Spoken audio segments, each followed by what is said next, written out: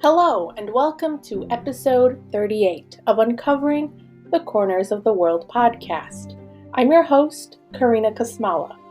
Using research and my personal experiences where I actually set foot in some of these places, I'll be describing some of the unknown attractions in both the US and around the world.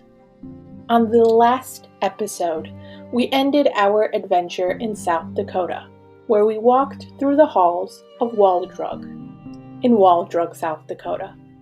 Today, we are staying a little longer and digging a little deeper into the hidden secrets of the state. Our first attraction is to a 5-story waterfall that is the heart of Sioux Falls, a town in South Dakota. Falls Park is located in Sioux Falls and pours about 7,400 gallons of water each second over 100 feet of different layered pink quartzile stones. It is believed that Sioux Falls was used as a campsite by Native American cultures. Archaeologists uncovered burial mounds that believed to be of the people who lived in the Big Sioux Valley from about 500 AD to 800 AD.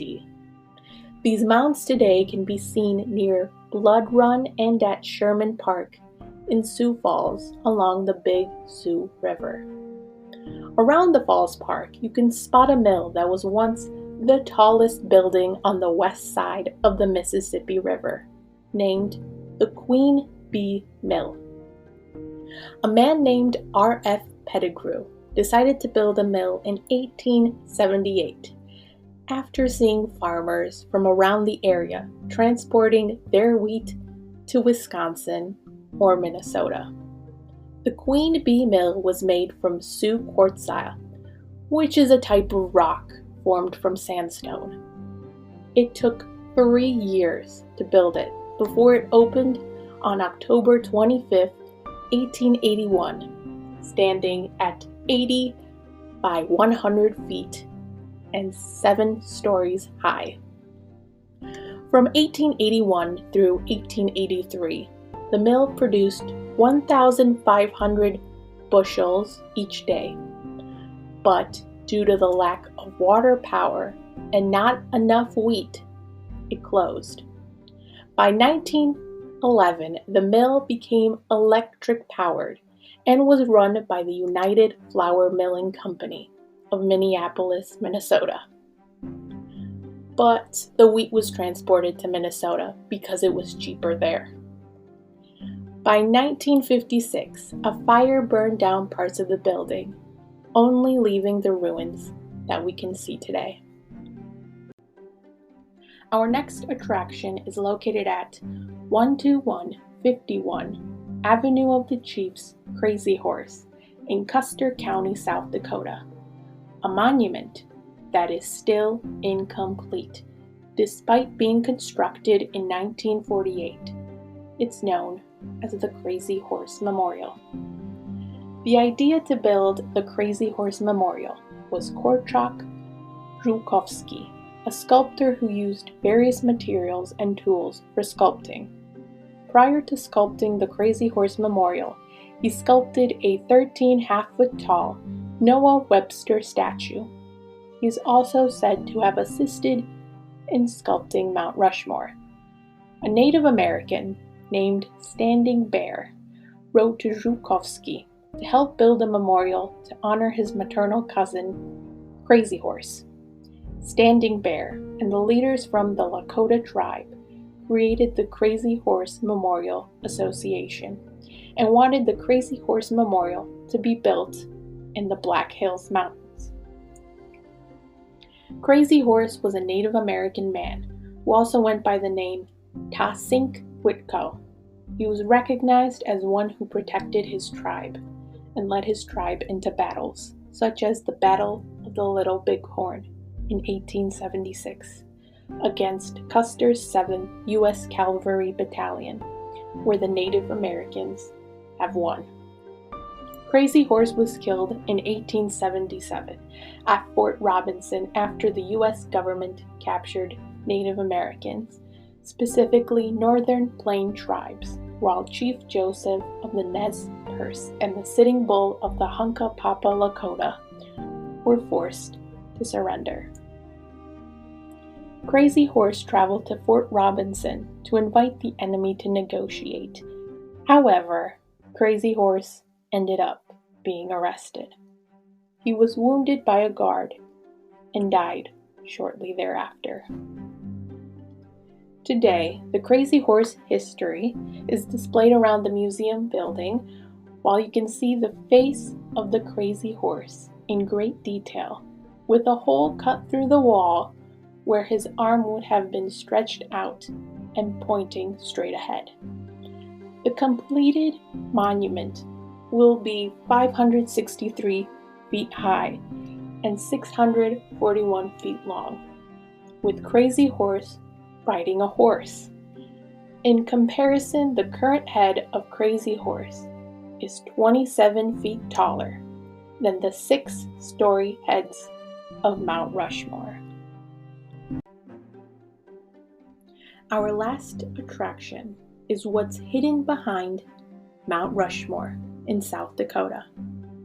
Mount Rushmore National Memorial is an iconic landmark that shows the heads of 4 presidents: George Washington, Thomas Jefferson, Theodore Roosevelt, and Abraham Lincoln. If you are a fan of the 2004 movie starring Nicolas Cage titled National Treasure: Book of Secrets, you might remember that one of the scenes in the movie takes place at Mount Rushmore, and our protagonists are searching for the secret chamber behind President Abraham Lincoln's head. There is some truth to that secret chamber actually existing. Behind the president's heads is a chamber called the Hall of Records that was partially constructed by sculptor Gutzon Borglum. Prior to Mount Rushmore being completely finished, the sculptor Gutzon Borglum originally wanted to carve a written inscription next to the president's heads on Mount Rushmore. It would illustrate the historical events between 1776 to 1906. This inscription would have been carved out to look like the shape of the Louisiana Purchase, measuring to be 80 by 120 feet. The problem was that the size of the text would have been microscopic, making it very difficult to be read from a large distance. And there was not enough room to place the inscription on the monument. He then decided to construct a chamber in the canyon behind Mount Rushmore. The visionary idea of the Hall of Records was an 800-foot stairway that would be nested behind Lincoln's head, leading to the entrance measured to be 20 feet by 14 feet wide, opening glass doors to the Hall of Records. The chamber would have preserved historical documents, like the Constitution and the Declaration of Independence. There was also the idea of including the busts of historical figures, like Benjamin Franklin, John Hancock, and the Wright brothers. This would be to help preserve history for those in the future who may no longer recognize the faces or the importance of Mount Rushmore. However, the chamber was never fully finished because the U.S. government stopped funding this project and required that the heads of Mount Rushmore to be finished first. You can't visit the incomplete chamber due to safety reasons. But what's inside the vault is a teak wood box that has 6 porcelain enamel panels. The panels includes the history of Mount Rushmore and how it came to be, along with the history of the United States, while the teak wood box is placed in a titanium vault that is covered by a granite capstone with the quote, "Let us place there, carved high, as close to heaven as we can, the words of our leaders, their faces, to show posterity what manner of men they were.